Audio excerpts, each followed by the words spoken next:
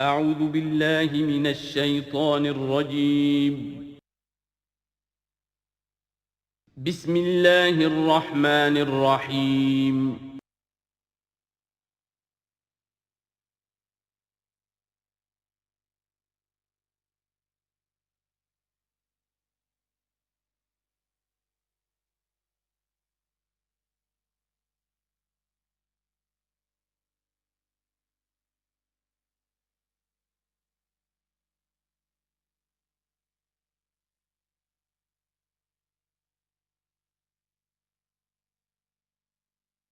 اعوذ باللہ من الشیطان الرجیم بسم اللہ الرحمن الرحیم وعدکم اللہ مغانم کثیرۃ تاخذونها، اللہ تعالیٰ نے اے مسلمانوں تم سے وعدہ کیا ہے بہت سی غنیمتوں کا جو تمہیں حاصل ہوں گی۔ فعجل لکم ہذہ، تو یہ تو اللہ نے فوری طور پر تمہیں عطا کر دی ہے، یعنی یہ فتح مبین۔ وکف ایدی الناس عنکم، اور لوگوں کے ہاتھ تمہاری جانب سے روک لیے، یعنی جنگ اگر ہوتی ظاہر بات ہے کہ قریش بھی پھر اگر اس میں اپنی قوت کا مظاہرہ کرتے تو کچھ نہ کچھ نقصان تو مسلمانوں کا بھی ہوتا۔ کف ایدی الناس عنکم، ان کے ہاتھ باندھ لیے اور روک لیے اللہ نے تم سے۔ وَلِتَكُونَ آیَةً لِّلْمُؤْمِنِينَ، اور تاکہ یہ اہل ایمان کے لیے ایک نشانی بن جائے۔ وَيَهْدِيَكُمْ صِرَاطًا مُسْتَقِيمًا، اور اللہ تعالیٰ اب تمہیں سیدھی راہ پر جو ہے گامزن کر دے، یعنی تمہاری اس جد و جہد کو، اجتماعی جو جد و جہد ہے تمہاری، اسے براہ راست تیر کی طرح سیدھا اب اس کے آخری ہدف اور منزل مقصود تک پہنچا دے۔ وَأُخْرَىٰ لَمْ تَقْدِرُوا عَلَيْهَا، اور کچھ اور بھی فتحیں ہیں جن کا ابھی تک تمہیں جس پر قدرت حاصل نہیں ہوئی ہے۔ قد احاط اللہ بہا، اللہ تعالیٰ ان کا بھی احاطہ کیے ہوئے ہے، یعنی یہ کہ اس کے فوراً بعد تمہیں ایک فتح ملے گی جو کہ خیبر کی ہوگی، کیونکہ یہ اس جو رکوع ہم نے دوسرا پڑھائے ہیں، تیسرا اس سے پہلے نازل ہوا ہے، اور یہ کہ پھر فتح مکہ ہونے والی ہے۔ اللہ تعالیٰ نے یہ تمام فتوحات جو اللہ کے تو علم میں ہے، اللہ کے نے ان کا احاطہ کیا ہوا ہے۔ وَكَانَ اللَّهُ عَلَىٰ كُلِّ شَيْءٍ قَدِيرًا، اللہ ہر چیز پر قادر ہے۔ وَلَوْ قَاتَلَكُمُ الَّذِينَ كَفَرُوا لَوَلَّوُا الْأَدْبَارَ، اور اگر یہ کافر یعنی قریش مکہ تم سے جنگ کرتے تو لازماً پیٹ دکھا دیتے، پیٹ پھیر جاتے۔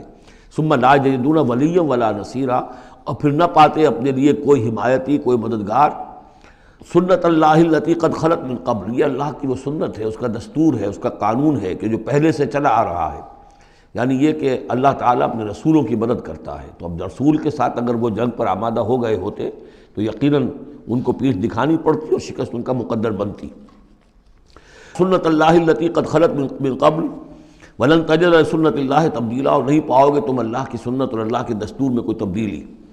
وَهُوَ الَّذِي كَفَّ أَيْدِيَهُمْ عَنْكُمْ وَأَيْدِيَكُمْ عَنْهُمْ بِبَطْنِ مکہ، وہی ہے جس نے روک لیے ان کے ہاتھ تمہاری طرف بڑھنے سے اور تمہارے ہاتھ ان کی طرف بڑھنے سے۔ بِبَطْنِ مکہ، بیچ شہر مکے کے، یعنی مکے کی وادی میں اور مکے کے شہر میں اگر یہ جنگ ہوتی اور یہ خون ریزی ہوتی، مِن بَعْدِ أَنْ أَسْفَرَكُمْ عَلَيْهِمْ، اور یہ اللہ نے روک دیا اس کے بعد کہ اللہ نے تمہیں ان پر فتح دے دی تھی، یعنی کہ واقعتاً دل میں قریش شکست کھا چکے تھے، وہ سمجھ گئے تھے کہ ہمارے لیے مقابلہ ممکن نہیں ہے، ورنہ وہ صلح کبھی نہ کرتے۔ ان کے لیے تو یہ چیز گویا کہ بڑی موت سے بھی بڑھ کر جو تھی، بھاری تھی، کہ مسلمان جو ہیں ان کے ساتھ ہم صلح کریں، انہیں تسلیم کر لیں، اور پھر یہ بھی طے کریں کہ اگلے سال آپ آئیے اور ہم 3 دن کے لیے تو یہ پورا مکہ خالی کر دیں گے، آپ یہاں جس طرح چاہیں عمرہ کریں۔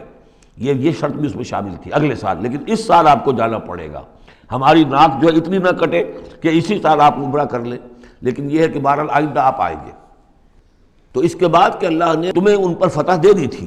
وَكَانَ اللَّهُ بِمَا تَعْمَلُونَ بَصِيرًا، اور جو کچھ تم کر رہے ہو اللہ اسے دیکھ رہا ہے۔ هُمُ الَّذِينَ كَفَرُوا وَصَدُّوكُمْ عَنِ الْمَسْجِدِ الْحَرَامِ، وہی لوگ ہیں، یعنی ان کے جرائم کا تذکرہ ہو رہا ہے جنہوں نے کفر کیا تو اور تمہیں روکے رکھا مسجد حرام تک جانے سے۔ وَالْهَدْيَ مَعْكُوفًا أَن يَبْلُغَ مَحِلَّهُ، اور ہدی کے جو جانور لے کے گئے تھے مسلمان احرام کے ساتھ ساتھ، وہ ہدی کے جانور تھے کہ کعبے کے لیے نیاز کے یہ جانور ہیں، وہ رکے ہوئے تھے کہ وہ اپنی اصل جگہ پر یبلغ محلہ، کہ اس کا اصل مقام تو یہ تھا کہ کعبے جائیں، وہاں پر ان کا چڑھاوا چڑھایا جائے اور ان کی قربانی دی جائے، لیکن یہ کہ وہ رکے ہوئے تھے کہ وہاں تک نہیں پہنچ سکتے تھے۔ لیکن یہ اللہ نے کیوں ہاتھ روک لیے، ان کے ہاتھ تم سے، تمہارے ہاتھ ان سے کیوں روک لیے، جنگ کیوں نہیں ہونے دی، اس کی حکمت اب آ رہی ہے۔ وَلَوْلَا رِجَالٌ مُؤْمِنُونَ وَنِسَاءٌ مُؤْمِنَاتٌ، اگر نہ ہوتے مرد مومن اور عورتیں مومنات، لم تعلموہم جنہیں تم نہیں جانتے تھے، ان تطؤوہم اندیشہ تھا کہ تم انہیں بھی پیس ڈالتے. یعنی جب جنگ ہوتی ہے، بھٹی گرم ہو جاتی ہے، اس وقت تو تحقیق و تفتیش مشکل ہوتی ہے. اب وہ مسلمان کے جو ہجرت نہیں کر سکے، ان میں ضعفاء بھی تھے، ان میں مریض بھی تھے، ان میں عورتیں بھی تھیں جن کے لیے ممکن ہی نہیں تھا، جیسا کہ ہم سورہ نساء میں پڑھ چکے ہیں کہ جن کے لیے بالکل ممکن ہی نہیں تھا، اللہ تعالیٰ نے ان کو معاف کر دیا تھا. ہجرت نہیں کر رہے تب بھی اللہ ان سے مواخذہ نہیں کرے گا. تو اب وہ لوگ بھی موجود تھے مکے کے اندر. اب اگر یہ چکی چلتی تو پھر تو یہ پیس ڈالتی ان کو بھی. وَلَوْلَا رِجَالٌ مُؤْمِنُونَ وَنِسَاءٌ مُؤْمِنَاتٌ لَمْ تَعْلَمُوهُمْ أَن تَطَؤُوهُمْ تم جانتے ہی نہیں تھے، ہو سکتا ہے کہ تم انہیں بھی کچل دیتے. فَتُصِيبَكُم مِّنْهُمْ مَعَرَّةٌ، اور ان کے معاملے میں پھر تم پر ایک الزام آ جاتا بغیر علم، اس کے بغیر کہ تمہیں کوئی علم ہو، تمہاری بے خبری میں تم پر الزام آتا کہ ان اہل ایمان نے آ کر اپنے اہل ایمان ساتھیوں کو بھی قتل کر دیا. لِيُدْخِلَ اللَّهُ فِي رَحْمَتِهِ، اللہ نے اسی لیے روک دیا اس جنگ کو اس وقت اور تمہیں فتح دے دی صلح کی شکل میں، تاکہ اللہ تعالیٰ داخل کرے اللہ تعالیٰ اپنی رحمت میں جس کو چاہے. وَلَوْ تَزَيَّنُوا لَعَذَّبْنَا الَّذِينَ كَفَرُوا مِنْهُمْ عَذَابًا أَلِيمًا، اگر وہ علیحدہ ہو چکے ہوتے، یعنی مسلمان اہل ایمان مرد اور عورتیں جو ہیں جو ابھی تک مقیم ہیں یہاں پر، اگر وہ یہاں سے نکل چکے ہوتے، علیحدہ ہو چکے ہوتے، تو پھر باقی یہاں صرف کفار رہ گئے ہوتے، تو ہم اسی وقت لَعَذَّبْنَا الَّذِينَ كَفَرُوا مِنْهُمْ عَذَابًا أَلِيمًا، تو ان کافروں کو ہم ابھی وہ بدترین عذاب کا مزہ چکھا دیتے.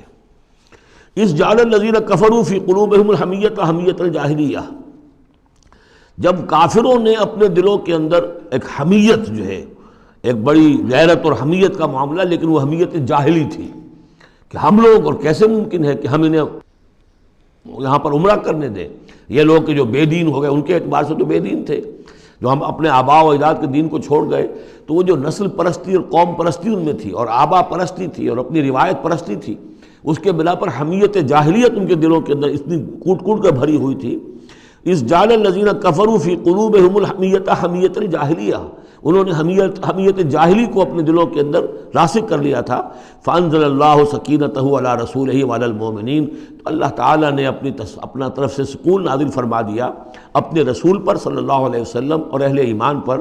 وَأَلْزَمَهُمْ كَلِمَةَ التَّقْوَىٰ، اور اللہ تعالیٰ نے ان پر لازم کر دیا تقویٰ کی بات کو، یعنی اللہ تعالیٰ نے تقویٰ کو ان پر لازم کر دیا. وَكَانُوا أَحَقَّ بِهَا، یقیناً وہ تقویٰ کے زیادہ حقدار بھی ہیں، وَأَهْلَهَا، اور واقعتاً تقویٰ کے اہل ہیں، ان کے اندر تقویٰ موجود ہے.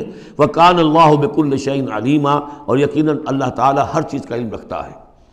لَقَدْ صَدَقَ اللَّهُ رَسُولَهُ الرُّؤْيَا بِالْحَقِّ، اب ایک شبہ کا ازالہ ہو رہا ہے کہ کچھ لوگوں کو یہ خیال پیدا ہوا ہوگا کہ رسول کا تو خواب بھی سچا ہوتا ہے اور وحی کے درجے میں ہے.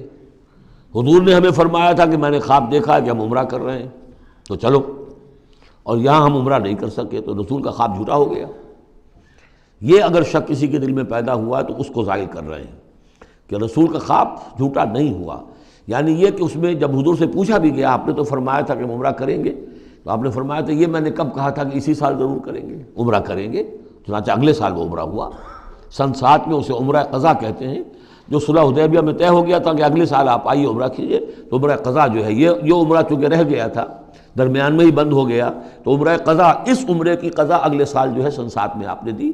اور 3 دن تک قریش نے مکے کو خالی کر دیا، پہاڑوں پر چڑھ گئے، اور مسلمان 3 دن تک مکے کے اندر مقیم رہے. انہوں نے اپنے اطمینان سے عمرہ ادا کیا. تو فرمایا لقد صدق اللہ رسولہ الرؤیا بالحق، اللہ نے بالکل سچا دکھایا خواب اپنے رسول کو، اس میں قطعاً کسی جھوٹ کا شائبہ نہیں. لَتَدْخُلُنَّ الْمَسْجِدَ الْحَرَامَ إِنْ شَاءَ اللَّهُ آمِنِينَ مُحَلِّقِينَ رُؤُوسَكُمْ وَمُقَصِّرِينَ لَا تَخَافُونَ، تم اے مسلمانوں لازماً داخل ہوگے مسجد حرام میں انشاءاللہ پورے امن کے ساتھ، آمنین بے کھٹ کے، محلقین رؤوسکم ومقصرین، اپنے سروں کو حلق بھی کراؤ گے اور قصر بھی کراؤ گے. سر منڈوا دینا احرام کھولتے ہوئے یہ گویا کہ حلق ہے، اور چھوٹے بال کر دینا یہ قصر ہے. تو محلقین رؤوسکم ومقصرین لا تخافون، اور تمہیں کوئی اندیشہ نہیں ہوگا. یعنی جو ہو گیا اگلے سال کہ بالکل مکہ خالی، کوئی اندیشہ نہیں، کوئی مٹ بھیڑ نہیں، کسی طرف سے کوئی تانا نہیں، کوئی بری بات بھی سننے میں نہیں آئی، اور وہ سب لوگ جو ہیں وہ رہے اپنے پہاڑوں کے اوپر. فعلم ما لم تعلموا، تو اللہ جانتا ہے جو تم نہیں جانتے. فجعل من دون ذلك فتحا قریبا، تو اس کے بعد اللہ تعالیٰ نے ایک بڑی فتح رکھی ہے قریب. یعنی یہ کہ اس کے فوراً بعد اس سے ورے، اس لیے کہ اس عمرہ قضا سے پہلے فتح خیبر ہوئی ہے، اور بہت جو مغانم کا تذکرہ ہو رہا ہے اس میں جو غنیمت آئی ہے بہت نمایاں، وہ غزوہ خیبر کی ہے۔ ایک تو یہ کہ یہودیوں کا گڑھ تھا، بہت مالدار تھے، پھر یہاں سے جو گئے تھے 2 قبیلے نکل کر گئے تھے، وہ بھی اکثر ان میں سے وہیں آباد ہو گئے تھے، تو وہ ان کی بڑی جمعیت تھی وہاں پر، اور یہودی ویسے مالدار ہوتے ہیں، تو وہاں پہ جو غنیمت ملی ہے مسلمانوں کو، اس کے طرف اشارہ ہو رہا ہے اللہ تعالیٰ نے اس سے پہلے کہ تم عمرہ قضا ادا کرو، اور جب تم داخل ہوگے مسجد حرام، اس سے پہلے جو ہے اللہ تعالیٰ تمہیں ایک فتح دے گا، نصیب کرے گا۔ اب وہ آیت آ گئی، هو الذی ارسل رسولہ بالہدی ودین الحق لیظہرہ علی الدین کلہ، یعنی یہ جو سلسلہ اب جا رہا ہے، صراط مستقیم، سیدھا راستہ، کس منزل کی طرف جا رہا ہے؟ دنیا میں مسلمانوں تمہاری جد و جہد کی منزل کیا ہے؟ اللہ کے دین کا غلبہ، اس لیے کہ ہم نے اپنے رسول کو بھیجا ہی اس کام کے لیے۔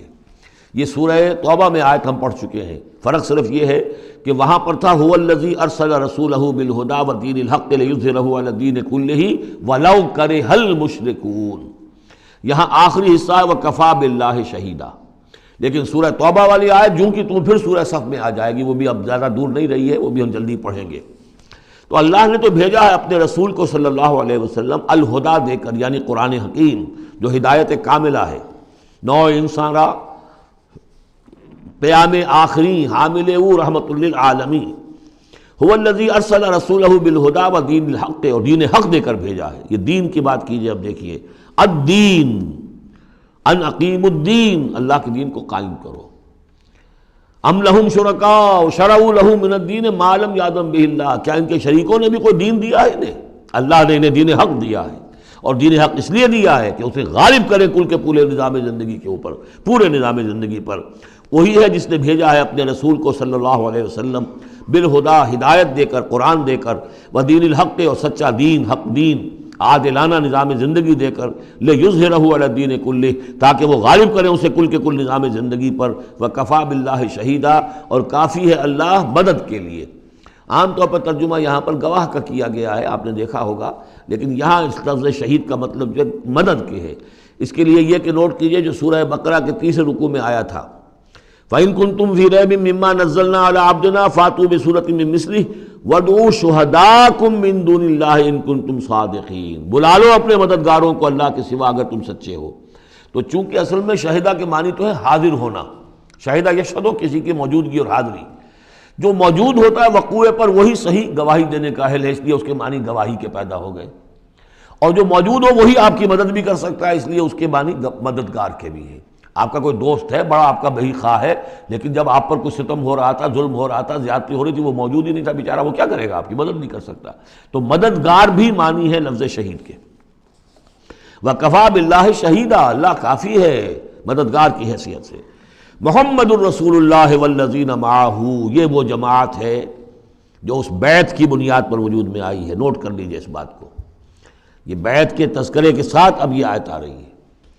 محمد الرسول اللہ صلی اللہ علیہ وسلم ایک بیعت تو وہ لیتے تھے کہ جو کوئی ایمان لاتا تھا، ایمان کی بیعت، لیکن جو آپ نے اہل مکہ سے کبھی نہیں لی، بلکہ وہاں تو جس نے بھی کہہ دیا اشہد ان لا الہ الا اللہ واشہد ان محمد رسول اللہ، کوئی فارمل ڈیکلیریشن، کوئی اور اس کے لیے کوئی سمبولک کوئی اقدام نہیں تھا، الا یہ کہ کوئی باہر سے آتا تھا تو بیعت ہوتی تھی۔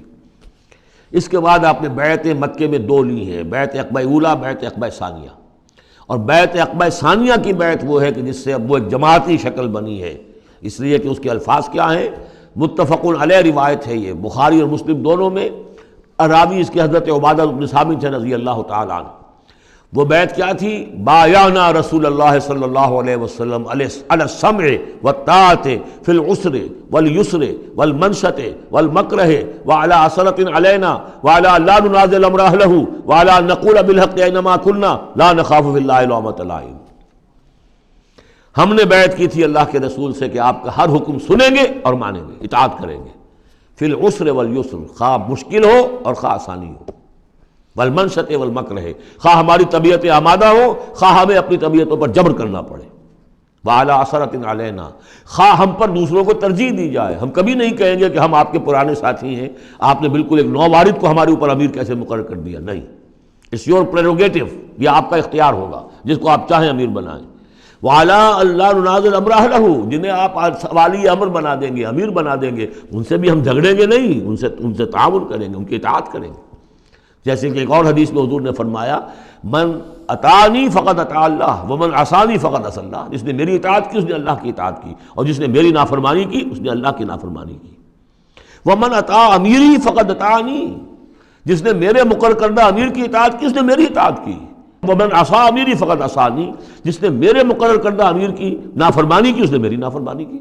اب ظاہر بات ہے جب جماعتی زندگی ہوتی ہے تو ایک ہی امیر نہیں ہوتا، اب ایک فوج ہے، ایک سپہ سالار ہے، لیکن اور چھوٹے چھوٹے جو اس کے حصے ہیں، میمنہ پر کوئی اور ہے، میسرہ پر کوئی اور ہے، اب قلب پر کوئی اور ہے، چھوٹے چھوٹے کمانڈرز بھی تو ہیں، چھوٹی سی کمپنی ہے، پلاٹون ہے، پھر بٹالین ہے، بٹالین سے اوپر ریجیمنٹ ہے، ہر جگہ پر جو ہے اس کے جو آفیسرز موجود ہیں، جو کمانڈرز موجود ہیں، ان سب کا سلسلے وار سب و طاعت کا نظام اگر نہیں ہوگا تو وہ فوج کہاں ہوئی؟ اس طرح ایک جماعت ہے، ایک پورے ملک کے اندر جماعت ہے، اس کا امیر ہے، پھر اس کے کئی صوبائی اس کی شاخیں اس کے امیر ہیں، تو یہ تو نظام اس طرح چلے گا۔ تو یہاں پر وَعَلَىٰ أَن نَّقُولَ بِالْحَقِّ أَيْنَمَا كُنَّا، اور آخری بات جو تھی اس بیعت کے اندر کہ ہم جہاں کہیں بھی ہوں گے حق بات ضرور کہیں گے، مشورہ مانگا جائے گا مشورہ دیں گے، وی ول ناٹ ہولڈ بیک اور اوپینینز، ہم اپنی رائے دیں گے، حق بات کہیں گے جہاں کہیں ہوں گے، لیکن اس کے بعد جو فیصلہ ہوگا فَإِذَا عَزَمَ الْأَمْرُ، جیسا کہ ہم پڑھ چکے ہیں، جب فیصلہ ہو جائے تو پھر یہ کہ اللہ اور اس کے رسول کی اطاعت لازم ہے۔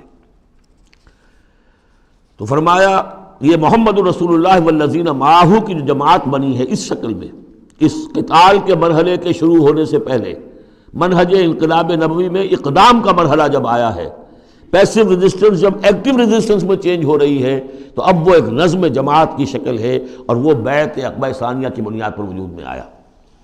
محمد رسول اللہ والذین معہ اشداء علی الکفار رحماء بینہم، اللہ کے رسول، یہ اس میں دو طرح ترجمے اس کے کیے جاتے ہیں، محمد اللہ کے رسول ہیں، یہ ایک جملہ پورا ہو گیا، والذین معہ اشداء علی الکفار رحماء بینہم، اور جو ان کے ساتھ ہیں وہ کافروں پر بہت بھاری ہیں اور آپس میں بہت رحم دل ہیں۔ اور ایک ترجمہ یہ بھی ہے کہ محمد رسول اللہ والذین معہ، یہ سب مل کر مبتدا بنی، اللہ کے رسول محمد اور جو ان کے ساتھ ہیں ان سب کی شان یہ ہے کہ اشداء علی الکفار رحماء بینہم، وہ کفار کے حق میں بڑے سخت ہیں لیکن آپس میں بہت رحم دل ہیں، رحیم ہیں، شفیق ہیں۔ یہ ہم پڑھ چکے ہیں سورہ مائدہ میں بھی، اذلۃ علی المؤمنین اعزۃ علی الکافرین، اہل ایمان کے حق میں وہ بہت ہی نرم خو ہو، حلقہ یاراں تو بریشم کی طرح نرم، رزم حق و باطل ہو تو فولاد ہے مومن۔ یہ شان جو ہے بندہ مومن کی قرآن مجید میں دو جگہ آئی ہے۔ تراہم رکعاً سجدا یبتغون فضلا من اللہ ورضوانا، تم دیکھو گے ان کو کبھی سجدے میں گرے ہوئے ہوں گے اور کبھی رکوع کر رہے ہوں گے، وہ اپنے رب کے فضل کے متلاشی رہتے ہیں ہر دم ہر آن، اور اللہ کی رضا چاہتے ہیں۔ سیماہم فی وجوہہم من اثر السجود، اور ان کی جو نشانی ہے وہ ان کے چہروں میں جو اثرات پیدا ہوتے ہیں سجدے سے عام طور پر تو خیال یہ ہوتا ہے کہ یہی جو گھٹا پڑ جاتا ہے یہی سجدے کا نشان ہے، لیکن اس کے علاوہ بھی نمازیوں کے چہرے میں ان کی نماز کی ایک کیفیت ہوتی ہے، ایک نورانیت ہوتی ہے کہ جو ان کے چہروں کے اندر موجود ہوتی ہے۔ ذالک مثلہم فی التوراۃ، یہ ہے ان کی مثال اور تمثیل جو تورات میں آئی تھی، ومثلہم فی الانجیل، اور انجیل میں جو ان کی مثال دی گئی تھی وہ یہ ہے کزرع اخرج شطأہ، جیسے ایک کھیتی وہ اپنا پٹھا نکالتی ہے، فآزرہ، پھر اسے گاڑھا کرتی ہے، فاستغلظ، اور فاستویٰ، اس کو مضبوط کرتی ہے اور پھر اسے گاڑھا کرتی ہے، فاستویٰ علی سوقہ، پھر اپنی نال پر کھڑی ہو جاتی ہے۔ چھوٹی سی کوئی کوپل پھوٹتی ہے، پھر وہ بڑھتی ہے، نرم سی ہے، پھر ذرا اس کا جو تنا بنتا ہے وہ اس کے اوپر پھر کھڑی ہو جاتی ہے سیدھی۔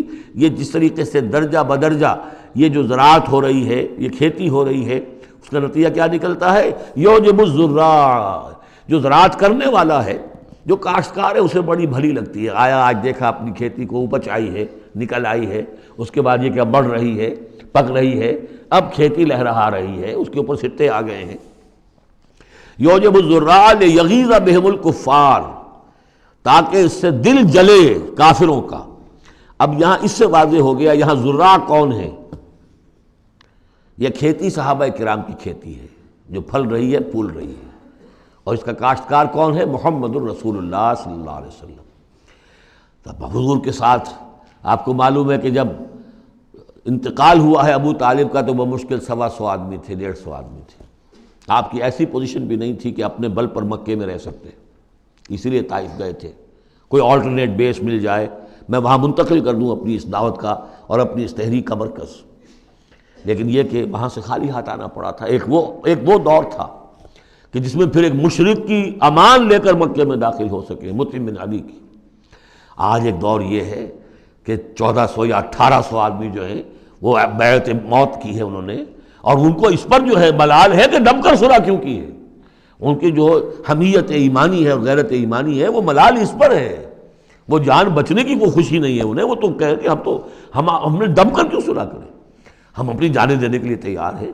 کھیتی جو ہے اپج رہی ہے، تو فرمایا کزرع اخرج شطأہ فآزرہ فاستغلظ فاستوى على سوقه يعجب الزراع ليغيظ بهم الكفار وعد الله الذين آمنوا وعملوا الصالحات منهم مغفرة واجرا عظیما۔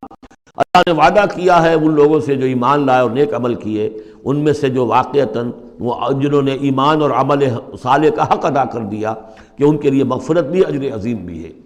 یہاں جو مولانا عثمانی صاحب نے حاشیہ لکھا مجھے بہت پسند آیا کہ اگرچہ حضور کے سارے ساتھی جو ہیں وہ سب کے سب وہی تھے کہ جو ایمان اور عمل صالح کا حق ادا کر چکے تھے، پھر بھی منہم کی ایک قید لگا کر گویا کہ ان کو یہ بات بتا دی گئی ہے کہ اصل معاملہ ہے کہ موت تک انسان قائم رہے اس پر، مبادا بعد میں کہیں کسی کے اندر کوئی تزلزل پیدا ہو جائے، ورنہ یہ کہ اگر کسی کو اس طرح کا یقین دلا دیا جائے تو اس سے تو یہ کہ پھر اطمینان پیدا ہو جائے گا۔ ہونا یہ چاہیے کہ آخری وقت تک ڈرتا رہے آدمی، بین الخوف والرجاء کی کیفیت رہے کہ کہیں ایسا نہ ہو کہ میں پھر کہیں آج جس مقام پر اللہ نے مجھے پہنچا دیا ہے کہیں پاؤں پھسل جائے۔ مغفرت و اجر عظیم کا اللہ نے وعدہ فرمایا۔ اب یہ سورہ مبارکہ آ گئی سورۃ الحجرات۔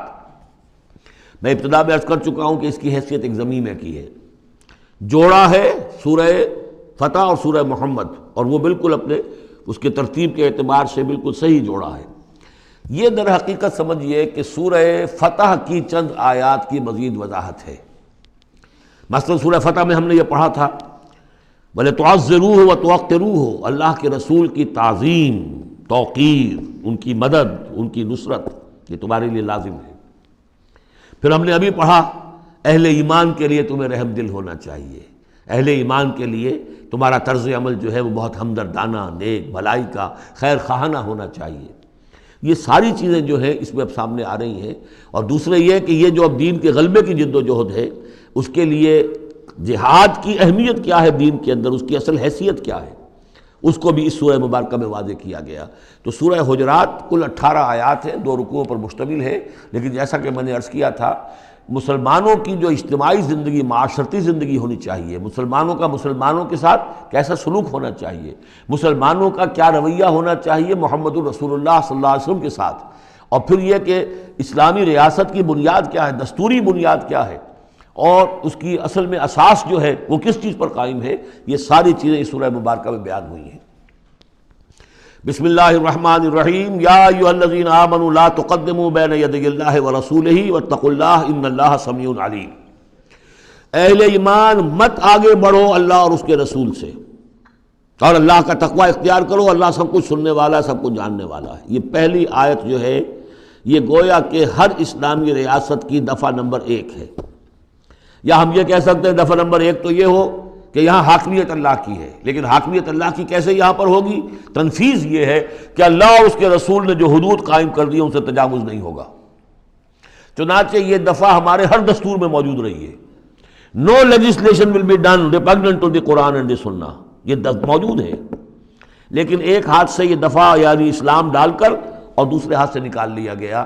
ایک آئیڈیولوجیکل کونسل بنا دی گئی ہے، وہ غور کرتی رہے گی، کوئی قانون کوئی خلاف ہے اگر اسلام کے تو وہ رپورٹ پیش کرتی رہے گی، سال بسال رپورٹیں آتی رہیں گی، کوئی لازم نہیں ہے دستور کی روح سے کہ ان کی دی ہوئی رپورٹ پر عمل بھی ہوگا، لہذا وہ الماریوں پر الماریاں بھرتی رہیں۔ کام ہوا ہے، محنتیں ہوئی ہیں، کوششیں ہوئی ہیں، ان میں ایک بڑی اچھی محنت ہوئی تھی جو اقتصادیات کے بارے میں ہوئی تھی کہ سود کے بغیر کیسی بینکنگ کا نظام قائم کیا جائے، اس میں بڑی محنت ہوئی ہے، لیکن دستور میں کوئی گارنٹی نہیں ہے کہ اس آئیڈیولوجیکل کونسل کی کوئی سفارشات لازماً وہ ان کی تنفیذ بھی ہوگی، تو معلوم ہوا کہ وہ بس ایک ایکسرسائز ان فیوٹیلیٹی ہے اکثر و بیشتر۔ تو فرمایا پہلی بات تو یہ طے کر لو کہ اللہ کا حکم اور اس کے رسول کا حکم، کتاب اور سنت، no legislation can be done here repugnant to the book of Allah Quran and the Sunnah of the profit صلی اللہ علیہ وسلم۔ یہ ہے اصل الاصول، یہ ہے دفعہ، کہ اس دفعہ سے اب یہ ریاست اسلامی بن گئی کہ جو بھی لیجسلیٹو باڈی آپ بنائیں، اسے آپ پارلیمنٹ کہیں، اسے مجلس ملی کہیں، اسے آپ کانگریس جو چاہیں کہیں، اس کی لیجسلیٹو اتھارٹی جو ہے وہ لمیٹڈ ہے، limited by the injunctions of the Quran and the Sunnah. اس دائرے کے اندر اندر وہ قانون سازی کر سکتے ہیں، اس لیے کہ اس دائرے کے اندر اندر جو کچھ ہے وہ مباح ہے، اور مباح کے اندر آپ اکثریت کے ساتھ فیصلہ کر لیجئے۔ کسی دعوت میں آپ کر رہے ہیں، مہمان بلا رہے ہیں، اس میں مشروب کون سا سرو کیا جائے، اس میں روح افزا شربت پلایا جائے یا کوئی 7 اپ پلایا جائے یا کیا کیا جائے، اب اس کو آپ وہ بھی مباح ہے وہ بھی مباح ہے، اب کثرت رائے سے فیصلہ کر لیجیے۔ لیکن کثرت رائے کیا 100% رائے بھی اللہ کے کسی حکم میں ترمیم نہیں کر سکتی، وہ تو دائرہ ہے، اس دائرے کے اندر اندر رہنا ہے، جس کو کہ ایک حدیث سے حضور نے بہت عمدگی سے واضح کیا ہے۔ آپ نے فرمایا مثل المومن کا مثل الفرس فی عقیتہ، مومن کی مثال ایسی ہے جیسے کہ گھوڑا جو بندھا ہوا ہے کھوٹے کے ساتھ۔ ظاہر بات ہے مومن میں جو اللہ کو مانتا ہے تو اللہ کے حکم سے بندھ گیا، رسول کو مانتا ہے رسول کے فرمان سے بندھ گیا، قرآن کو مانتا ہے تو قرآن کے احکام سے بندھ گیا۔ تو ایک آدمی وہ ہے مادر پدر آزاد ہے، نہ اللہ کو جانے نہ رسول کو جانے نہ کسی آسمانی ہدایت کو مانے، وہ جو چاہے قانون بنائے، وہ سوڈمی کو بھی جائز قرار دے دیں، ہومو سیکسولیٹی کو بھی جائز قرار دے دیں، 2 مردوں کی شادی کو جائز قرار دے دیں، لیگل سٹیٹس دے دیں، ان کی مرضی ہے جو چاہے کریں، لیکن مسلمان تو پابند ہوتا ہے۔ تو پہلی یہ آیت جو ہے انتہائی اہم ہے، اور گویا کہ اس کی ترجمانی ہے جو پاکستان کے دستور میں وہ الفاظ لکھے ہوئے ہیں، No legislation can be done here repugnant to the Quran and Sunnah. یا ایھا الذین آمنوا لا تقدموا بین یدی اللہ ورسولہ واتقوا اللہ ان اللہ سمیع علیم۔ اس کے بعد جو آ رہی ہیں 4 آیتیں، یہ خاص طور پر حضور کے ساتھ کیا طرز عمل ہونا چاہیے۔ دستوری بنیاد اسلامی ریاست کی یہ آ گئی، اللہ اور اس کے رسول کے احکام کی اطاعت، لیکن ایک ہماری ثقافت، ہماری تہذیب، ہمارے کلچر کی ایک بنیاد ہے، اور وہ بنیاد کیا ہے؟ حضور کی تعظیم، حضور سے محبت، حضور کے نقش قدم کی پیروی، آپ کے سرتابی نہ کرنا، آپ کے آواز کے مقابلے میں اپنی آواز بلند نہ کرنا۔ اب یہ آرام یہ ہے وہ توقروہ و تعزروہ، یہ گویا کہ اس کی شرح ہے۔ یا ایھا الذین آمنوا لا ترفعوا اصواتکم فوق صوت النبی، اہل ایمان اپنی آواز کبھی بلند نہ کرنا نبی کی آواز پر، ولا تجہروا لہ بالقول کجہر بعضکم لبعض، اور جس طرح تم آپس میں بلند آواز سے ایک دوسرے سے بات کر لیتے ہو، ایسی حرکت کوئی نبی کے ساتھ نہ کر بیٹھنا، ان تحبط اعمالکم، مبادا تمہارے سارے اعمال حبط ہو جائیں۔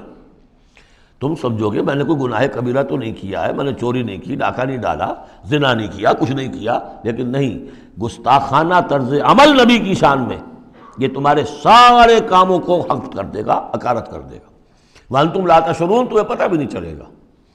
ان الذین یغضون اصواتهم عند رسول اللہ اولئک الذین امتحن اللہ قلوبهم للتقوی، ایک چیز کو ایک منفی انداز میں بھی کہا، اب یہ کہ مثبت انداز میں، شاباش دینے کے انداز میں، بے شک وہ لوگ جو اپنی آوازیں پست رکھتے ہیں رسول اللہ کے سامنے، یہی وہ لوگ ہیں کہ جن کے دلوں کو اللہ نے چن لیا ہے، امتحان کر کے جانچ پرکھ کر چن لیا ہے، اختیار کر لیا ہے تقوی کے لیے۔ اب ان کے دلوں میں اللہ تعالیٰ تقوی زیادہ سے زیادہ پیدا کر دے گا۔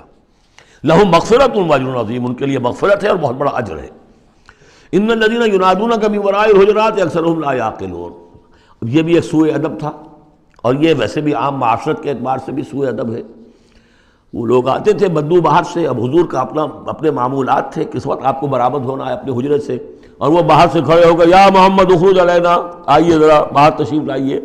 فرمایا ان الذین ینادونک من وراء الحجرات، بے شک وہ لوگ جو آپ کو پکارتے ہیں دیواروں کے پیچھے سے، حجرات کے باہر سے، اکثرهم لا یعقلون، ان میں سے اکثر وہ ہے جو عقل نہیں رکھتے۔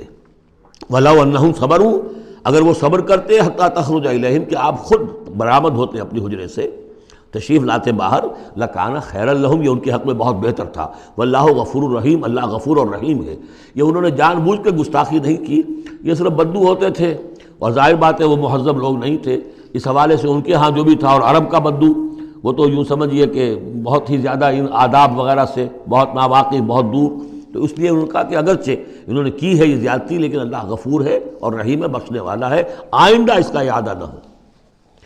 اس کے بعد 8 احکام آ رہے ہیں مسلمان معاشرے کو مضبوط اور مربوط رکھنے کے لیے، اس لیے کہ اقامت دین کی جد و جہد، غلبہ دین کی جد و جہد، اگر یہ جماعت مضبوط نہیں ہے، مستحکم نہیں ہے، مربوط نہیں ہے، تو ظاہر بات ہے جد و جہد کمزور ہوگی.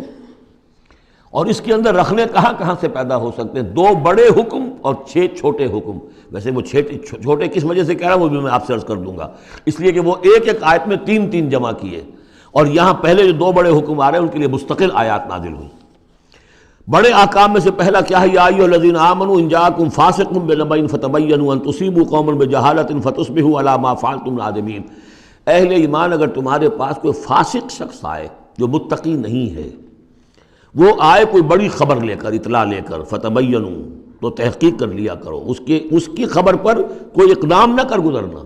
ہو سکتا ہے وہ غلط بات بتا رہا ہو تمہیں کہ فلاں قبیلہ جو ہے حملے کی تیاری کر رہا ہے، تو تم پہلے اسے پری ایمپٹ کرنے کے لیے فوری طور پر تم حملہ کر دو. نہیں، فتبینوا، تحقیق کر لیا کرو. ان تصیبوا قوما بجہالۃ، مبادا تم جا پڑو کسی قوم پر نادانی میں، حملہ کر بیٹھو کسی قوم کے اوپر، کسی قبیلے کے اوپر نادانی میں، فتصبحوا علی ما فعلتم نادمین، اور پھر تمہیں ہونا پڑے جو کچھ کہ تم نے کیا ہو اس پر نادم. اس لیے یہ کہ افواہوں پر کوئی اقدام نہ کیا جائے. ہاں خبر لانے والا صدیق اکبر ہو رضی اللہ تعالیٰ عنہ، بات دوسری ہے.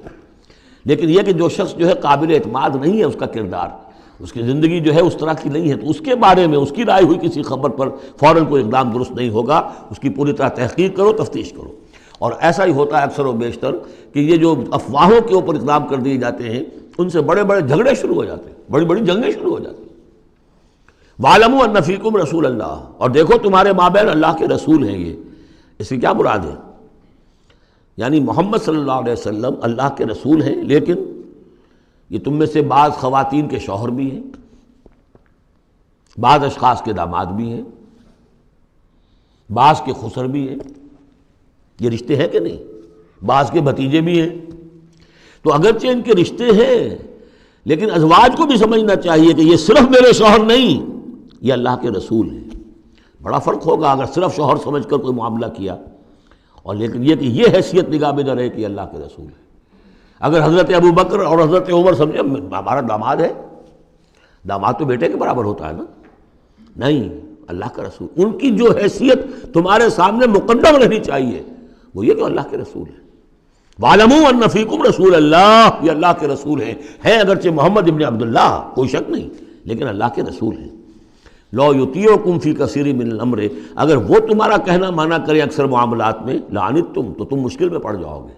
تمہارا رویہ یہ ہونا چاہیے کہ یہ دیکھو وہ کیا چاہتے ہیں، ان کی منشا دیکھو. وَلَكِنَّ اللَّهَ حَبَّبَ إِلَيْكُمُ الْإِيمَانَ، لیکن اے محمد کے ساتھیو، اے صحابہ رسول، اللہ نے تو تمہارے نزدیک ایمان کو بہت محبوب بنا دیا ہے. وَزَيَّنَهُ فِي قُلُوبِكُمْ، اسے تمہارے قلوب کے اندر کھبا دیا ہے. وَكَرَّهَ إِلَيْكُمُ الْكُفْرَ وَالْفُسُوقَ وَالْعِصْيَانَ، اور بہت ہی تمہارے نزدیک ناپسندیدہ بنا دیا ہے کفر کو بھی اور فسق کو بھی اور نافرمانی کو بھی. یہ صحابہ کرام کی شان میں بہت بڑی آیت ہے جو نازل ہوئی ہے قرآن میں.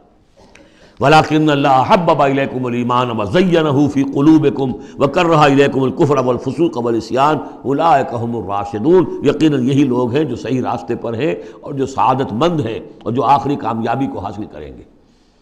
فضلا من اللہ ونعما، اور یہ فضل ہے اللہ کی طرف سے، انعام ہے اس کا، احسان ہے. واللہ علیم الحکیم، اللہ سب کچھ سننے والا، اللہ ہر چیز کا علم رکھنے والا اور کمال حکمت والا ہے.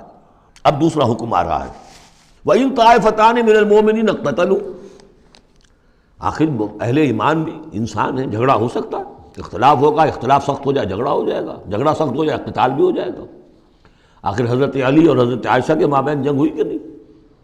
حضرت علی اور امیر معاویہ کے درمیان جنگ ہوئی کہ نہیں؟ یہ کون ہے؟ کس کو ہم کہہ دیں گے کافر؟ معاذ اللہ ثم معاذ اللہ.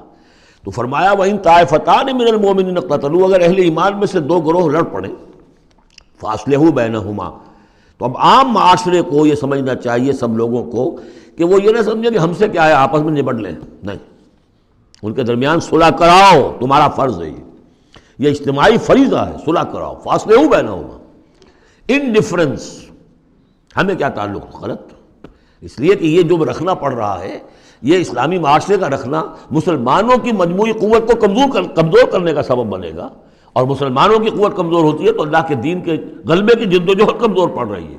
لہذا فرض سمجھو، اصلحوا بینہما، ان کے درمیان صلح کراؤ. فَإِن بَغَتْ إِحْدَاهُمَا عَلَى الْأُخْرَىٰ، پھر اگر ان میں سے ایک دوسرے پر زیادتی کرے، صلح کی پابندی نہیں کر رہا، صلح کرا دی گئی پھر بھی وہ زیادتی کر رہا، فقاتلوا التی تبغی، اب جنگ کرو اس سے جو زیادتی کرنے والا ہے۔ اب یہ دو فریقوں کے درمیان نہیں رہا معاملہ، اب ایک فریق گویا کہ پوری مسلم جماعت کو، پورے مسلم معاشرے کو، پوری ملت اسلامی کو جو کہ وہ للکار رہا، چیلنج کر رہا ہے، تو اب ان سے جنگ کرو حتی تفیء الی امر اللہ، یہاں تک کہ وہ لوٹ آئے اللہ کے حکم کی طرف۔ صلح کی جو بھی شرائط تھی ان کو دوبارہ قبول کر لے۔ فإن فات، پھر اگر وہ لوٹ آئے، فاصلحوا بینہما، پھر ان کے مابین دوبارہ صلح کرا دو، بالعدل، انصاف کے ساتھ، واقسطوا، اور دیکھنا انصاف کا دامن ہاتھ سے نہ چھوڑنا، انصاف کرو، اس لیے کہ اب ہو سکتا ہے کہ اس دوسرے فریق پر تم کو زیادتی کر بیٹھو، اس لیے کہ اب اس سے تم بھی لڑے ہو، لڑ کر تم نے اسے مجبور کیا ہے کہ وہ صلح کی پابندی کرے، تو اب بھی اس پر کوئی زیادتی نہ ہو جائے۔ واقسطوا ان اللہ یحب المقسطین، اللہ تعالیٰ انصاف کرنے والوں کو محبوب رکھتا ہے۔ یہ تو دو بڑے بڑے حکم ہو گئے۔ اب ایک آیت میں 3 حکم اور دوسری میں پھر 3 حکم، یہ چھوٹے چھوٹے انفرادی سطح کے اوپر یا برادریوں کی سطح کے اوپر یا جماعتوں کے اندر جس طرح کے بڑے بڑے چیزیں پیدا ہو جاتی ہیں، بعض چیزیں معمولی نظر آتی ہیں لیکن اس سے دلوں کے اندر زخم پڑ جاتے ہیں۔ انما المؤمنون اخوۃ فاصلحوا بین اخویکم، یہ تو اسی کے ساتھ آ گئی۔ یقیناً تمام اہل ایمان جو ہے وہ آپس میں بھائی بھائی ہے، بس اپنے دو بھائیوں کے درمیان صلح کرا دیا کرو، واتقوا اللہ، اللہ کا تقوی اختیار کرو، لعلکم ترحمون، تاکہ تم پر رحم کیا جائے۔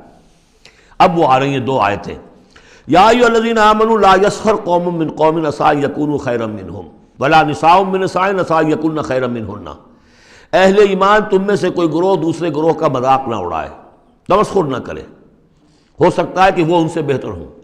جن کا تم مذاق اڑا رہے ہو، کسی ایک برائی کو دیکھا ہے تم نے، کسی ایک عیب کو دیکھا ہے، اس کی ناک چھوٹی ہے، اس کا کان چھوٹا ہے، اس کا فلاں یہ ہے، اس کا یہ ہے، تو تم نے تو کوئی عیب دیکھا ہے ظاہری، ہو سکتا ہے دل میں اس کے تقویٰ تم سے 10 گنا زیادہ ہو، اللہ کی محبت، اللہ کے رسول کی محبت تم سے 1000 گنا زیادہ ہو، تو تمہیں کیا پتا، تم نے تو ایک چیز دیکھی ہے۔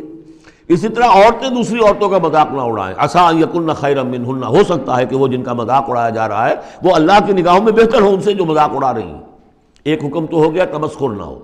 ولا تلمزوا انفسکم، اپنے آپ کو عیب نہ لگاؤ، اپنے آپ کو عیب لگانا یعنی اپنے بھائیوں پر عیب نہ لگاؤ، آخر وہ تمہاری ہی اس ملت کا فرد ہے، امت کا فرد ہے، تو اس کو عیب لگا تو تمہیں عیب لگا، اس لیے فرمایا بہت ہی بلیغ الفاظ ہے، ولا تلمزوا انفسکم ولا تنابزوا بالالقاب، اور لوگوں کے چڑانے والے نام نہ رکھ لیا کرو۔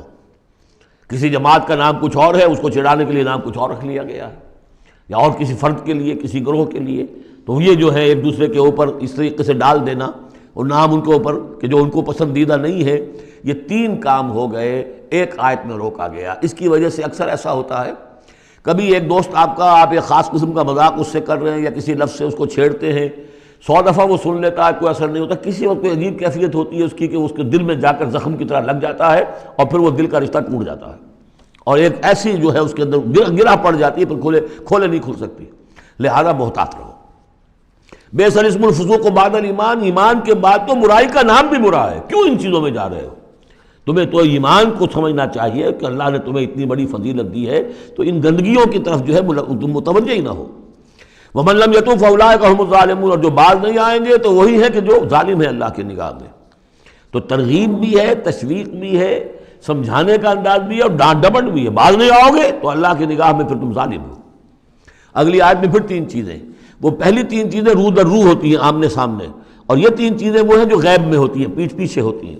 یا ایھا الذین آمنوا اجتنبوا کثیرا من الظن ان بعض الظن اسم، اہل ایمان زیادہ ظن کرنے سے بچو، خام خواہ گمان بٹھا لینا کسی کے بارے میں، جب تک کہ کوئی بات ظاہر نہ ہو جائے، کسی کی طرف سے کوئی روش یا رویہ یا کوئی اقدام جو ہے واضح طور پر سامنے نہ آ جائے، اپنے دل میں خام خواہ کوئی اس کے بارے میں جس کو ہم کہتے ہیں سوء ظن پیدا کر لینا، ان بعض الظن اسم، بعض ظن جو ہے وہ تو گناہ کے درجے تک پہنچ جائیں گے، اس لیے کہ تم نے اپنے دل میں بات بٹھا لی ہے حالانکہ اس میں وہ شے ہے ہی نہیں، لہذا یہ تمہاری طرف سے گویا کہ ایک تہمت ہو رہی ہے اس کے اوپر، قلبی طور پر تو تہمت ہو گئی۔ ولا تجسسوا، اور دوسری بات یہ ہے کہ ایک دوسرے کے حالات کی ٹوہ میں نہ رہو۔ بہرحال اسلامی ریاست ہوگی تو جاسوسی کا ایک محکمہ بھی ہوگا، وہ تو اپنی جگہ پر ہے، لیکن افراد کی سطح پر خام خواہ فلاں اس گھر میں کیا ہو رہا ہے، کیوں ہو رہا ہے، یہ دونوں بھائیوں کے معاملات کیا ہیں، کیا وجہ ہے، لڑائی کیوں نہیں ہوتی ان میں، کچھ لوگوں کی ہوتی ہے، تلاش میں رہتے ہیں ایسی چیزوں کی۔ ولا تجسسوا، تجسس مت کرو۔ ولا یغتب بعضکم بعضا، اور تم میں سے کوئی دوسرے کی غیبت نہ کرے، کسی کے پیٹھ پیچھے غیر موجودگی میں اس کی کوئی برائی نہ بیان کرے۔ چاہے وہ برائی بالفعل اس میں ہو. حضور سے پوچھا گیا کہ حضور اگر وہ برائی اس میں ہو، آپ نے فرمایا تبھی تو غیبت ہے. اگر برائی ہے نہیں تو تہمت ہو گئی، وہ تو غیبت سے دوہرا جرم ہو گیا. لیکن یہی ہے کہ کسی مسلمان بھائی کی غیر موجودگی میں اس کی کوئی برائی بیان نہ کی جائے. اَيُحِبُّ أَحَدُكُمْ أَن يَأْكُلَ لَحْمَ أَخِيهِ مَيْتًا، کیا تم میں سے کوئی شخص اسے پسند کرے گا کہ وہ اپنے کسی مردہ بھائی کا گوشت کھائے؟ فَكَرِهْتُمُوهُ، یہ تو تمہیں بہت برا لگا، بہت گھن آیا. یہ کیا بات کہہ دی اللہ تعالیٰ نے؟ کوئی شخص چاہے گا یہ کہ اپنے مردہ بھائی کا گوشت کھائے؟ لیکن یہ اخلاقی سطح پر یہی کام تم کرتے ہو. غیبت جو ہے اخلاقی سطح پر یہی ہے. کیوں کہ جو شخص موجود نہیں ہے آپ اس کی عزت پر حملہ کر رہے ہیں. اگر وہ موجود ہوتا اپنا دفاع کرتا، لیکن موجود نہیں، دفاع نہیں کر سکتا، وضاحت کرتا. آپ کو غلط بات سمجھ میں آئی، آپ نے ٹھیک نہیں سمجھا ہے، آپ کو اطلاع صحیح نہیں ملی ہے. آپ سو طرح سے اپنی حفاظت کرتا ہے اپنی عزت کی، اور چونکہ موجود نہیں ہے آپ نے جیسے مردہ بھائی کی لاش پڑی ہے جیسے چاہو موٹی جو ہے کاٹ لو، لیکن اگر وہ زندہ ہو تو تمہیں قریب آنے دے گا. یہی ہے مثال. اَيُحِبُّ أَحَدُكُمْ أَن يَأْكُلَ لَحْمَ أَخِيهِ مَيْتًا فَكَرِهْتُمُوهُ وَاتَّقُوا اللَّهَ إِنَّ اللَّهَ تَوَّابٌ رَحِيمٌ. اور اللہ کا تقوی اختیار کرو، اللہ تواب ہے، توبہ کا بہت قبول فرمانے والا، اور رحیم ہے، بہت رحم فرمانے والا. تیسرا حصہ اس سورہ مبارکہ کا جو آ رہا ہے یہ عظیم ترین مضامین پر مشتمل ہے. ابھی تک معاملہ سارا یا ایھا الذین آمنوا یا ایھا الذین آمنوا یا ایھا الذین آمنوا، آپ نے دیکھا یہ یوں سمجھیے کہ 12 آیات میں 5 مرتبہ یا ایھا الذین آمنوا آ چکا ہے. اور ہم نے دیکھا مکی صورتیں اتنی لمبی جو ہے یا ایھا الذین آمنوا کا صیغہ وہاں ہے ہی نہیں. لیکن یہ آیت آ رہی ہے یا ایھا الناس، اے لوگو انا خلقناکم من ذکر و انثی، اے لوگو ہم نے تمہیں پیدا کیا ہے، تم سب کو، چاہے مومن ہو چاہے غیر مومن ہو، چاہے مسلمان ہو چاہے کافر ہو، تم سب کو ہم نے پیدا کیا ہے من ذکر و انثی، ایک مرد اور ایک عورت سے. حضرت آدم اور حوا کی اولاد ہو تم. وجعلناکم شعوبا وقبائل لتعارفوا، اور ہم نے تمہیں بنا دیا ہے قوموں میں تقسیم کر دیا اور قبیلوں میں تاکہ ایک دوسرے کو پہچانو. یہ رنگ کا فرق، نسل کا فرق، اور یہ شکل و شباہت کا فرق، یہ جو بھی انسان کے نقوش ہیں ان کا فرق، زبانوں کا فرق، یہ قوموں اور قبیلوں میں جو فرق اور امتیاز ہم نے ڈالا ہے تاکہ پہچان سکو. سارے انسان ایک ہی رنگ کے، ایک ہی شکل و صورت کے، ایک ہی معلوم ہوتا کہ سانچہ ہے فیکٹری کا، اسی میں سے سب بنے چلے آ رہے ہیں، ایک ہی زبان بولتے تو پہچانتے کیسے ایک دوسرے کو؟ یہ سارا ہے صرف پہچان کے لیے. یہ نہیں ہے کہ فلاں نسل اعلیٰ ہے، فلاں گھٹیا ہے، فلاں اونچی ہے، فلاں نیچی ہے. جیسا کہ آپ نے خطبہ دیا تھا جو آخری خطبہ ہے حجۃ الوداع کا، لا فضل لعربی علی عجمی ولا لعجمی علی عربی ولا لاحمر علی اسود ولا لاسود علی احمر الا بالتقوی. کسی عربی کو، کسی عرب کو عجمی پر کوئی فضیلت نہیں، کسی عجمی کو کسی عرب پر کوئی فضیلت نہیں، کسی سرخ رو کو کسی سیاہ فام پر کوئی فضیلت نہیں، کسی سیاہ فام کو کسی سرخ رو پر کوئی فضیلت نہیں. ہاں فضیلت ہے تو تقوی کی بنیاد پر ہے.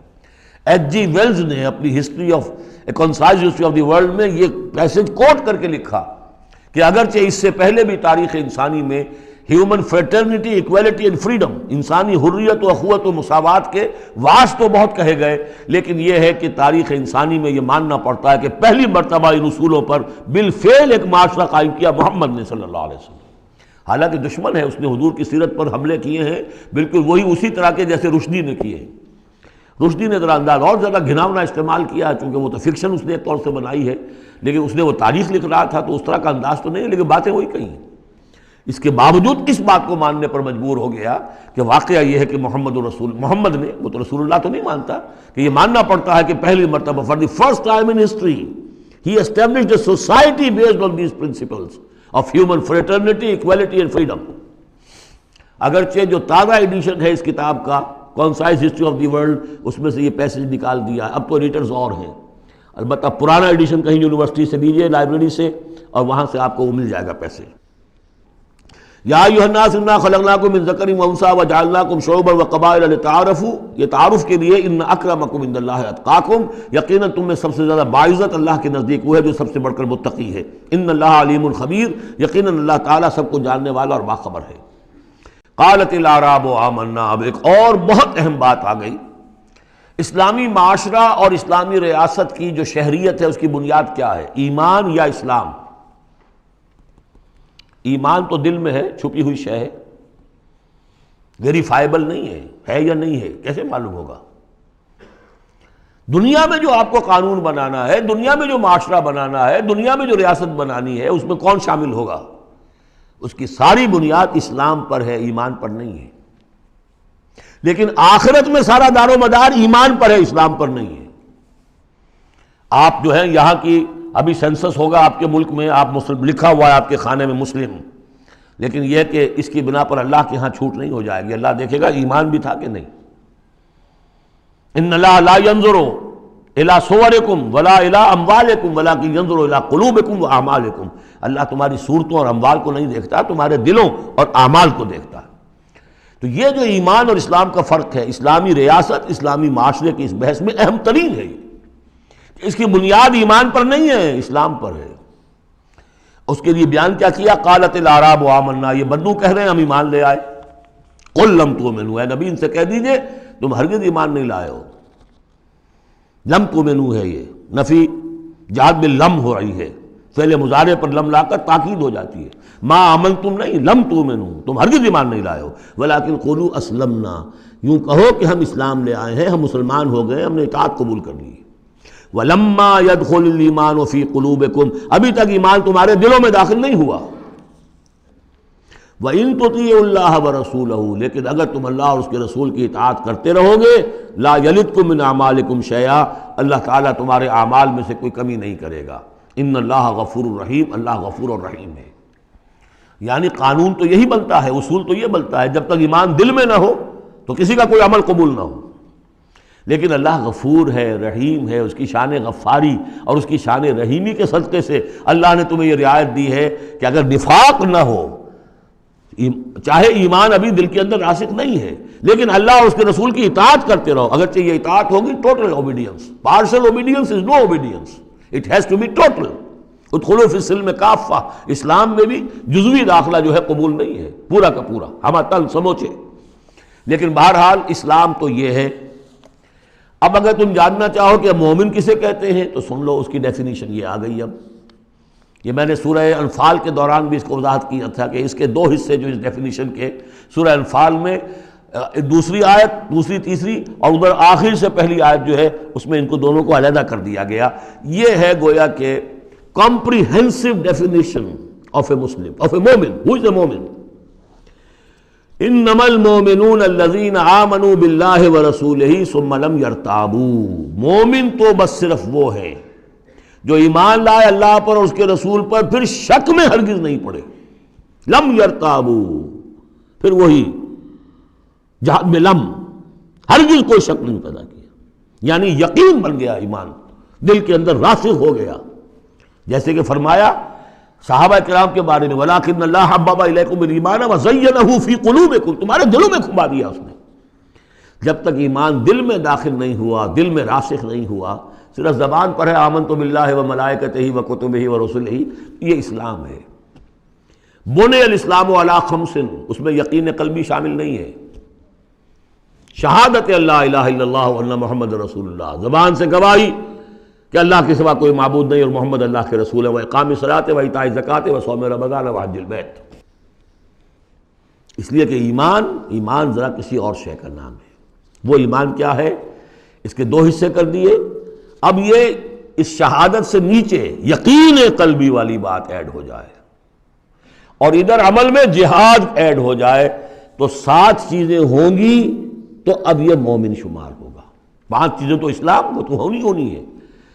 مومن جو ہے وہ مسلم تو ہوگا ہی لا محالہ، لیکن اس سے اوپر کی منزل ہے تو 2 چیزیں اور بڑھ جائیں گی۔ وہ کیا ہے؟ انما المؤمنون الذين آمنوا بالله ورسوله ثم لم يرتابوا وجاهدوا باموالهم وانفسهم في سبيل الله، اور جہاد کریں اپنے مالوں کے ساتھ اور اپنی جانوں کے ساتھ اللہ کی راہ میں۔ اولئک هم الصادقون، یہ لوگ ہیں جو سچے ہیں، دعوی ایمان میں سچے ہیں۔ کہنا آسان ہے آمنت باللہ وملائکتہ وکتبہ، لیکن واقعتاً ایمان ہے یا نہیں اس کا جائزہ لے لو۔ جیسا کہ میں نے عرض کیا، باطل کے نظام کے تحت زندگی گزارتے ہوئے اگر اس کو ذہناً قبول کیا ہوا ہے، اس کی چاکری کر رہے ہیں، اسی کی خدمت کر رہے ہیں اور اپنی توانائیاں صرف کر رہے ہیں اسی نظام کے تحت پھلنے اور پھیلنے اور پھولنے میں، زیادہ کمائیں، زیادہ بڑے گھر میں رہیں، زیادہ شاندار محل ہو، زیادہ ہماری کار لمبی ہو، ہمارا یہ ہو، ہمارا وہ ہو، سارا دن رات اور سارا خون پسینہ اسی کام کے لیے ہوا، وہ مومن نہیں ہو سکتا۔ غلبہ باطل کے تحت انڈر پروٹیسٹ رہنا پڑے گا، ایسے رہنا ہوگا جیسے کہ جیل میں انسان رہتا ہے۔ الدنیا سجن المومن و جنت الکافر، اور یہ کہ اپنی توانائی میں سے منیمم سبسسٹنس لیول پر جو آپ کے وجود کو برقرار رکھنے کے لیے ناگزیر ہو، اس حد تک تو اپنے وقت اور توانائی اور اپنی قوت اور صلاحیت میں لگائیں آپ، اپنے اور اپنے اہل و عیال کی ضروریات پوری کرنے کے لیے۔ باقی سارا وقت، ساری صلاحیت، ساری قوت اللہ کے دین کو غالب کرنے کی جد و جہد، نظام باطل کو جڑ سے اکھیڑ کر پھینک کر اور اللہ کے دین کو قائم کرنے کی جد و جہد۔ اگر یہ نہیں ہے، اگر یہ نہیں تو بابا پھر سب کہانیاں ہیں، پھر یہ اسلام کا دعویٰ ہے۔ اسلام تو ہے، مانے گا تم دنیا میں تم مسلمان عورت سے شادی کر سکتے ہو، مسلمان باپ کی وراثت تمہیں مل جائے گی، قانونی حقوق سارے تمہارے مسلمانوں کے ہوں گے، اسلامی ریاست میں تم مکمل شہری شمار ہو جاؤ گے، لیکن مومن شمار نہیں ہوگے اللہ کے ہاں۔ قالت الاعراب، یہ آیات تو ایسی ہیں کہ یہ یاد کر لیجئے آج کی رات۔ قالت الاعراب آمنا قل لم تؤمنوا ولکن قولوا اسلمنا، معلوم ہوا علیحدہ کر دیا ہے، بالکل واحد مقام ہے یہ قرآن مجید کا جس میں اسلام اور ایمان کو یوں کر دیا علیحدہ، کہ ایک گروہ ایسا بھی تھا جس کے بارے میں کہا گیا ایمان تمہارے دلوں میں تاحال داخل نہیں ہوا۔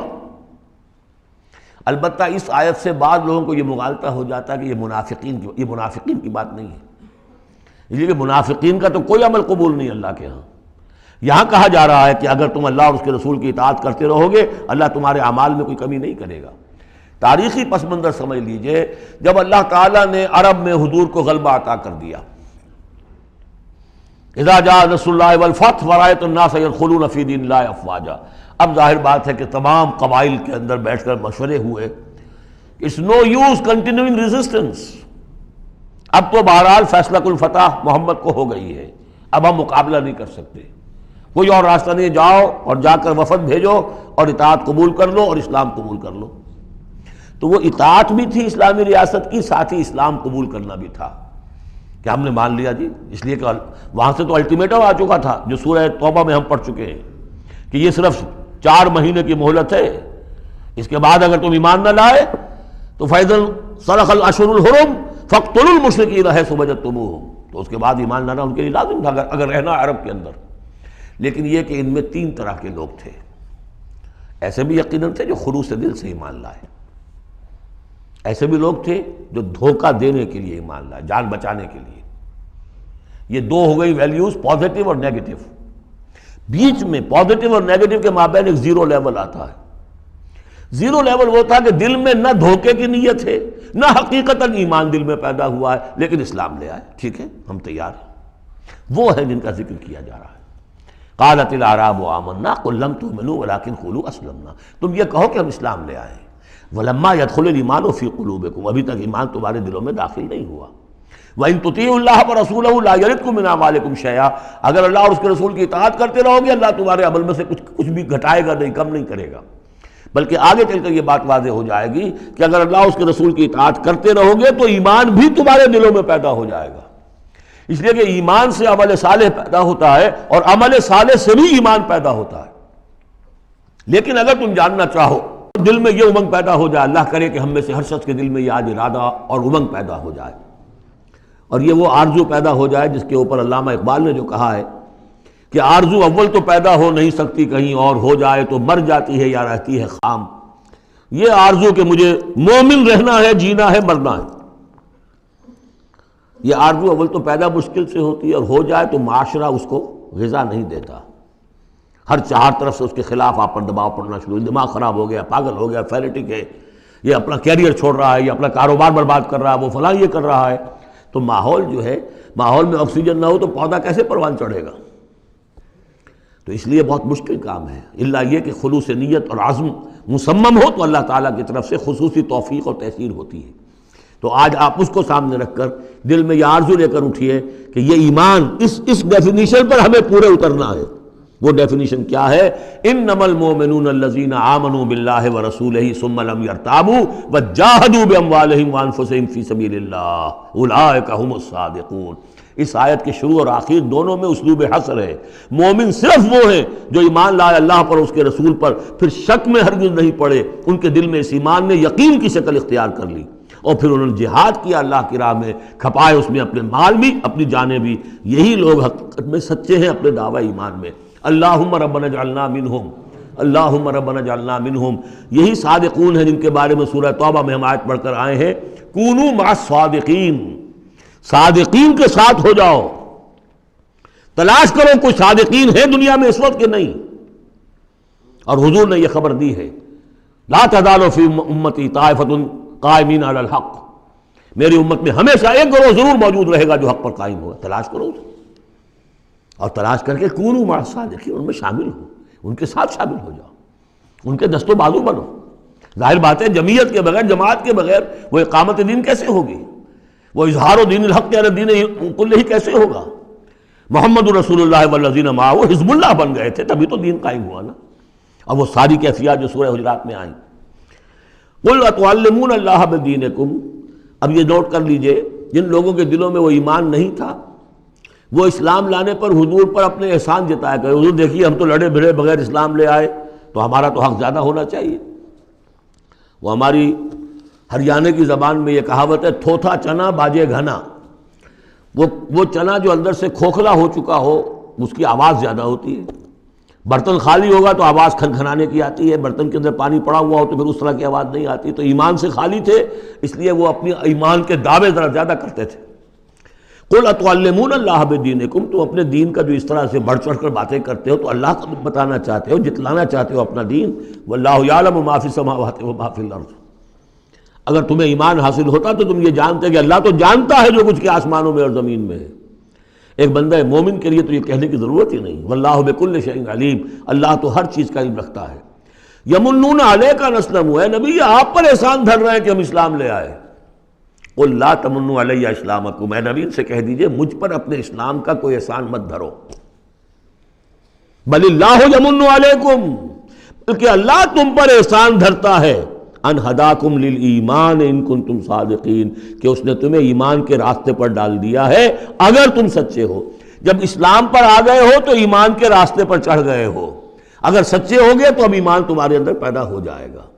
اطاعت رسول کرتے رہو گے، اطاعت اللہ الہی کرتے رہو گے، نمازیں پڑھو گے، روزے رکھو گے، زکوٰۃ دو گے خوش دلی کے ساتھ، تو ان اعمال کی بدولت ان کی نورانیت تمہارے قلوب کے اندر اترے گی اور اس سے تمہارے اندر ایمان پیدا ہو جائے گا۔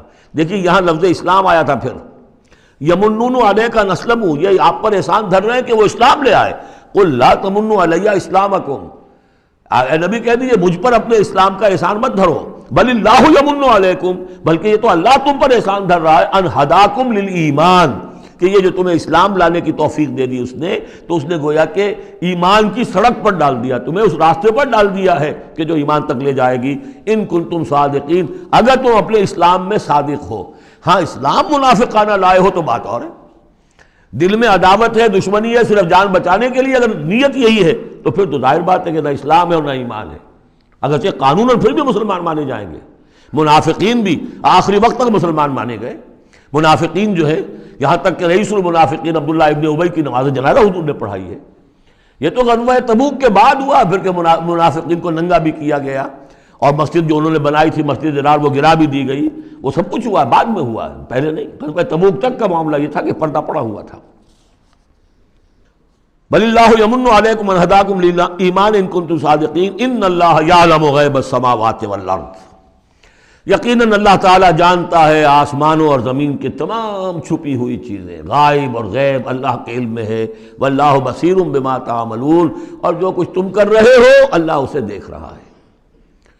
بارک اللہ لی ولکم فی القرآن العظیم ونفعنی وإیاکم بالآیات والذکر الحکیم۔